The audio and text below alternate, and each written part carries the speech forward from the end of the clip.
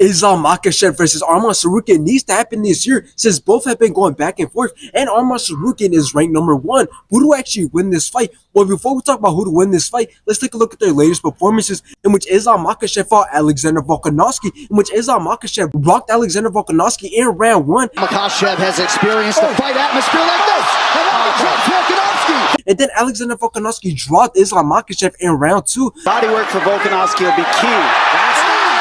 Both went back and forth, both landed some great shots, both of their wrestling and grappling was great throughout the whole entire fight until Alexander Volkanovski dropped Islam Makhachev, but somehow Islam Makhachev still ended up taking it by decision. And still! Now after this, Islam Makhachev went out to fight Alexander Volkanovski for a second time, in which he knocked him out in round 1. A tough proposition. Now let's take a look at Arman Tsarukyan's latest performances, in which he fought Benio Dariush, in which he knocked him out in round 1.